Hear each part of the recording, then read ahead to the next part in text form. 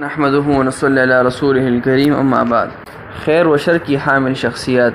علامات قیامت سے متعلق احادیث مبارکہ میں کئی شخصیات کا تذکرہ ہے اور ان کی علامات اور دیگر اہم معلومات مذکور ہے، جن میں بعض امت کے حق میں بہترین افراد ہیں جن کی اتباع کر کے امت بہتر حالات کی طرف بڑھے گی اور ہر قسم کی خیر و بھلائی کا حاصل کرے گی، اور بعض برے افراد کا تذکرہ ہے جن کی وجہ سے امت کو شر و فساد اور مختلف مصائب و پریشانیوں کا سامنا کرنا پڑے گا۔ خیر کی حامل شخصیات کے سرخیل امام مہدی۔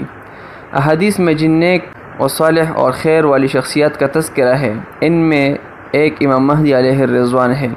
امام مہدی نسب کے اعتبار سے نبی کریم صلی اللہ علیہ وسلم کے اہل بیت سے ہوں گے، اور اہل بیت وہ عظیم گھرانہ ہے جن کے بارے میں اللہ تعالیٰ کا ارشاد ہے، قُلْ لَا أَسْأَلُكُمْ عَلَيْهِ أَجْرًا إِلَّا الْمَوَدَّةَ فِي الْقُرْبَى۔ ترجمہ: اے پیغمبر، ان سے کہہ دیجئے میں تم سے دعوت دین پر کسی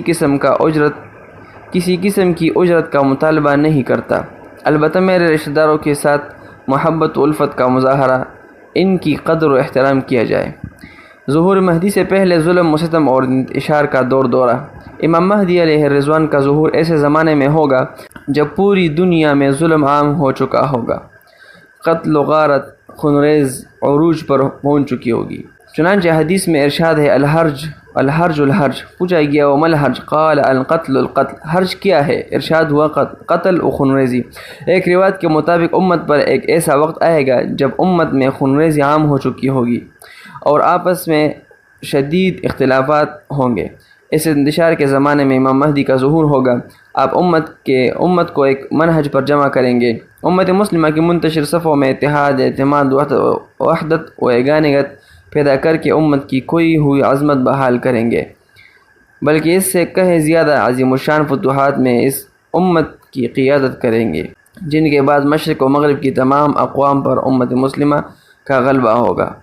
پوری دنیا پر بادشاہت اور 5 شخصیات۔ ایک حدیث میں ہے کہ پوری دنیا پر 4 شخصیات نے حکمرانی کی ہے، عنقریب ایک 5واں شخص بھی پوری دنیا پر حکومت کرے گا۔ ان 4 میں سے 2 کافر تھے، بخت نصر اور نمرود، جبکہ 2 مومن تھے، حضرت سلیمان علیہ السلام اور ذوالقرنین، اور 5واں حکمران کا تعلق امت مسلمہ سے ہوگا جو ساری دنیا پر حکومت کرے گا، اور وہ امام مہدی ہوں گے۔